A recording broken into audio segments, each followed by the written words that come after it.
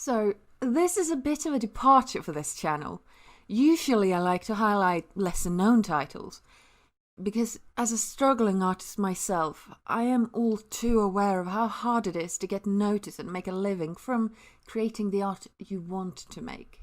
And this is why I love channels like Mandaloregaming, which has introduced me to wonderful works I might never have heard of otherwise. One of those games were Pathologic 2, a groundbreaking open-world horror RPG, following the adventures of Artemi Burka as he stumbles through his hometown plagued by glitches and an ill-conceived narrative. I hate it. And I would have left it at that. I literally had nothing good to say about the game. And once Mandalore made his video on it, I just didn't see the point. So, if you are curious to check the game out, I'd recommend giving his review a watch. I think it's the most fair review I've seen out there, acknowledging many of the flaws, but also appreciating the good. But as months have gone on, more and more videos declaring this as one of the greatest games ever made has been cropping up, and well, I couldn't disagree more. The stickling point for me was when people began linking me to these videos during discussions to somehow prove me wrong, and when pressed on the matter, most finally admitted to actually never playing the damned game, but just deciding the game must be great, otherwise people wouldn't be making videos saying that it is. So, for the sake of discourse, and keeping the debate balanced, consider this a critical response to the overwhelming praise heaped upon Pathologic 2, rather than a proper review. More specifically, we will be taking a look at Ragnarok's video of the game. It's close to an hour long, so I will be trimming it down to a few clips for the sake of convenience. But if you want full context to his statements and a more positive view of the game, there will be a link down in the description. I am actually quite a fan of Ragnar's work. He covers a lot of fascinating and obscure titles. I really recommend checking him out. But he said some things in this video that I couldn't help but disagree with. Especially this part. It's a game that tears a leg and arm out to employ the medium it's set into its absolute full potential. No, not even close. To use every tool available to craft a story that's truly impossible to be told in any other medium. That much is true. I can't imagine any other medium where the hero can just walk right up to the biggest mystery in the story. Because the guard who's meant to keep him away is busy T-posing. This truly is interactive storytelling finally living up to its true potential. And to me personally, this is about the peak of video games as art. That is a tragically low standard you are setting there. It just gets extremely infuriating to see that in many instances, the very same crowd that keeps screaming for video games to please become more art shoots a masterpiece like Pathologic 2 in the groin in review scores because it dares to employ player engagement in an unconventional way to tap into emotions we're not used to challenge during gaming. Unconventional? That is a rather generous term. I'd have gone with something more along the lines of, the game is a worthless piece of trash. The crafting and survival mechanics is just a waste of what precious time we have in this world. And the AI makes Oblivion look sentient by comparison. Also, pro tip to any aspiring game writers out there. If you are going to hide behind the excuse that your combat is shit on purpose because you are non-combatant, try not to establish we have the strength of 3 men combined in your opening cutscene. Yeah, we took a few hits, but these guys are dead. We didn't just beat them with our bare hands, we slaughtered them. And at least one of them had a knife. You could have just had the one guy with a knife and it would have had the same effect. You actively had to go out of your way to fail here. And that is almost impressive. If it weren't so bad. Yeah, the fighting, I personally think the way it is solved in this game is fantastic. It goes as everything, as I keep saying, perfectly in line with the game's central metaphor. Well, I guess if it fits with a poorly constructed metaphor, then that's fine. Honestly, I wouldn't necessarily say this game is badly written. Well, I was going to. That was until I saw SulMatul's video on the game, which made me appreciate the writing a lot more than I had during the weeks leading up to this video. But ironically, that is because it strips away the player engagement Ragnar just celebrated. It assumes you following a nice, flowing narrative where you don't miss out on crucial story beats, because you were busy digging through trash or committing to another storyline that is abruptly cut short by the characters dying at random. Now, I do have problems with some of the writing in Pathologic 2. It leans a bit too much on themes, metaphors, and needlessly obscure dialogue, with the mindset that any interpretation is a valid one, which just kind of strikes me as a bit of a lazy cop-out. If you have something to say of value, then just speak your mind and don't bother with the fortune cookie crap. What do you call such a man? A slave. You call him a slave. Yeah, not much to add here. Ambiguous rubbish, it could mean anything. I can do it too. The sun grows dark, but lo, here comes the dawn. And that really becomes a problem with the game. It's trying so hard to be ambiguous that there simply isn't any relatable humanity to give the more surreal moments any weight.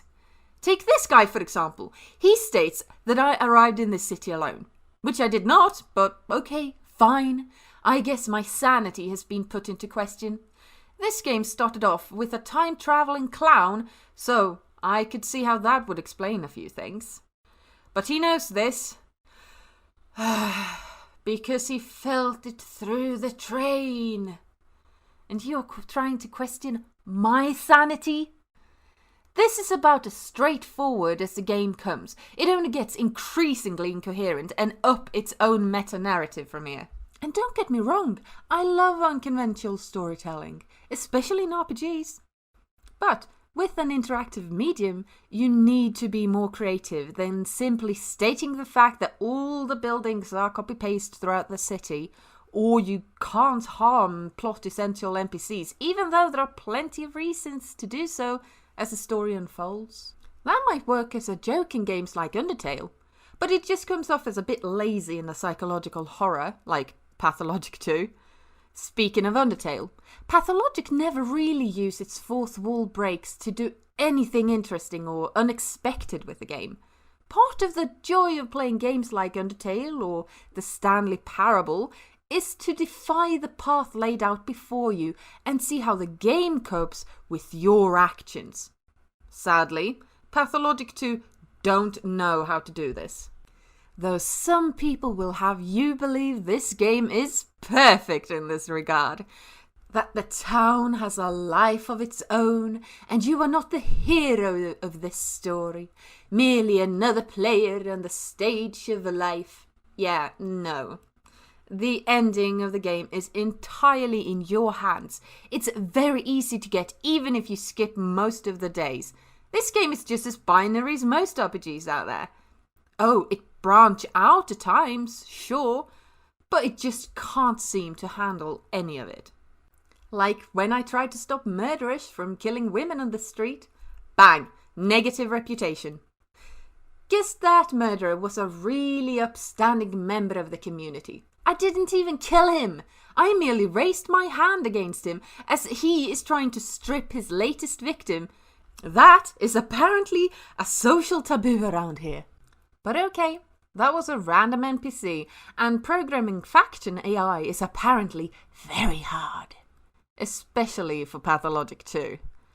But even story characters can't handle the nuance the game is trying to achieve.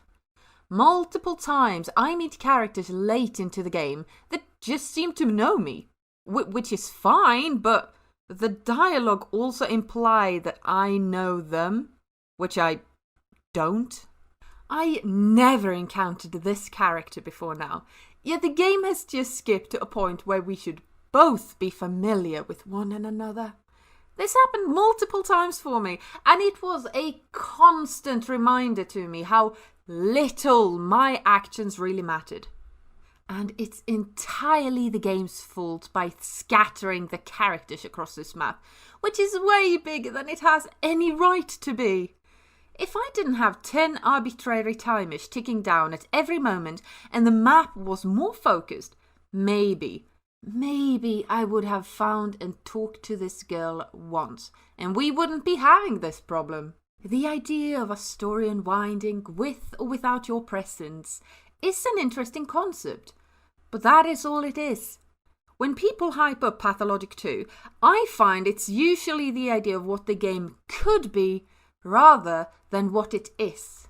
And don't think that the main characters have any more care or attention devoted to them. Early on, they make a big deal out of me bonding with my trio of childhood friends. Just as we were starting to get along, 2 of said friends died. This actually hit me pretty hard, because I was quite invested in this plotline, and I just didn't have enough time to save them. Moments like this has the potential to add a lot of weight to the story and my decisions. And it's a chance for the writers to really flex their capabilities and form a heartbreaking and tragic narrative that most people would never see, because it's but one of countless outcomes. But nope! My last remaining friend, do not grieve for them, we never talk about them ever again. This plotline is just cut straight out of the game and is never mentioned again. Maybe it's a bug. Maybe I just didn't meet one of the countless requirements to talk to my friend in morning. I honestly do not know. And it doesn't matter, because Steam refused my refund, so we are stuck here. But Fox, I hear you cry. Surely the main story is better than that, after all. This is a story that has been refined for 1.5 decades by now. Yeah, and it's aged like fine milk. Oh, let me tell you about the main story. So, at the very end of the game, we need to collect a message from 1 out of 3 couriers. I go to the first 2 just to find the letters destroyed, and I get shot to death trying to find a third. Now, because some people would make wild claims like, It's extraordinary. And there are a good bit more quests like this, where if you just blindly follow the map markers and don't actually pay attention what's going on in front of you and what people are doing and saying, you're going to doom your friends to death. I go after the third courier, already knowing the other 2 has been destroyed. But instead of finding a courier, we find me? Or rather the person who will take my place next time I die? Alright, interesting premise. He was trying to be proactive and stepped into the game early to intercept the couriers before me. Like me, he went after the other letters first before coming here to intercept the last courier. Sadly, other me was only able to wound the courier before he managed to escape, so it's up to real me to find him. Now, using logical deduction, I assume the messenger would be at my clinic. He is wounded after all, and I am the only remaining surgeon left in town. So I head straight for the clinic and... he isn't here. Well, he can't have gone far. Guess I'm just going to have to search the area.